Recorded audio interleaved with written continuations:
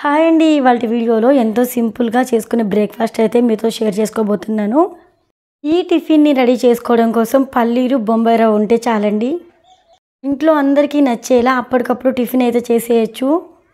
ముందుగా stove on చేసుకొని pan పెట్టుకొని ప్యాన్ హీట్ అయిన తర్వాత ఒక 2 టేబుల్ స్పూన్ ఆయిల్ అయితే వేసుకోవాలి.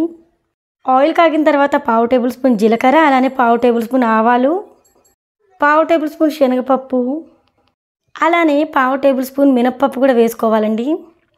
అలానే ఈ రెసిపీలోకి పల్లీలు అయితే కొంచెం ఎక్కువైతే యాడ్ చేసుకోవాలి. అప్పుడే మంచి టేస్ట్ అనేది వస్తుంది. ఇక్కడ నేను పావు కప్పు పల్లీలు అయితే యాడ్ చేశానండి.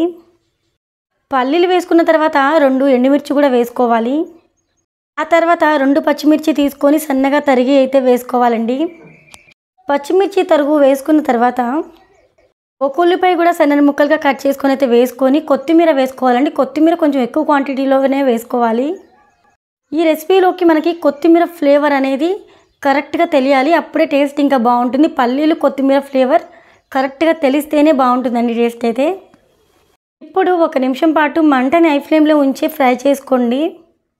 ఇక్కడ తాలింపు దినుసులు కలర్ చేంజ్ అయిపోయి లైట్ గోల్డెన్ బ్రౌన్ కలర్ వచ్చేంత వరకు ఫ్రై చేసుకోవాలి. తాలింపు అనేది ఎంత బాగా ప్రిపేర్ చేసుకుంటే ఈ రెసిపీకి అంత మంచి టేస్ట్ అయితే వస్తుంది.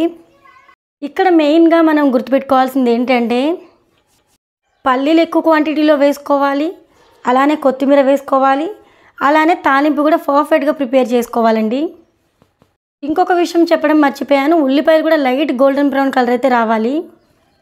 తాలింపు చక్కగా ప్రిపేర్ అయిపోయింది, పర్ఫెక్ట్గా ప్రిపేర్ అయింది అని అనుకున్న తర్వాత వాటర్ అయితే యాడ్ చేసుకోవాలండి. వాటర్ ఎంత యాడ్ చేసుకోవాలి అంటే 1 కప్పు బొంబాయి రవ్వ తీసుకున్నట్లయితే 3 లేదా 2.5 కప్పులు వాటర్ అయితే యాడ్ చేసుకోవాలి. వాటర్ యాడ్ చేసుకున్న తర్వాత వాటర్ బాగా మరగనివ్వాలండి. వాటర్ బాగా మరుగుతున్న టైంలో ఉప్పు అయితే వేసుకోవాలండి. ఉప్పు వేసుకున్న తర్వాత 1 నిమిషం పాటు వాటర్ని అయితే చక్కగా బాయిల్ చేసుకొని ఆ తర్వాత 1 కప్పు రవ్వనైతే కలుపుతూ అయితే వేసుకోవాలండి. కలపకపోతే ఉండలు కట్టేస్తుంది. ఇక్కడ వీడియోలో మీరు ఒకసారి గమనించినట్లయితే నేను ఏ విధంగా అయితే కలుపుతూ ఇక్కడ రవ్వ పోస్తున్నానో అదే విధంగా మీరు కలుపుతూ రవ్వనైతే యాడ్ చేసుకోవాల్సి ఉంటుంది.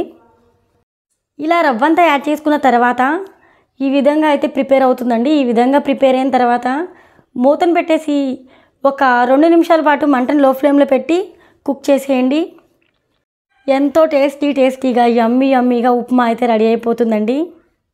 ఉప్మా అంటే ఇష్టపడని వాళ్ళకి ఇలా డిఫరెంట్గా టేస్టీగా ఉప్మా అయితే చేసి పెట్టారంటే చాలా ఇష్టంగా తింటారు.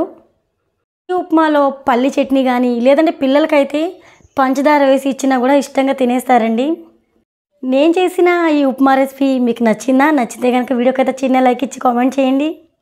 ఉప్మా అంటే నచ్చిన వాళ్ళకి ఈ విధంగా సింపుల్గా ఉప్మా ట్రై చేయమని చెప్పేసి మన వీడియో అయితే షేర్ చేసి అలానే సబ్స్క్రైబ్ అవ్వండి.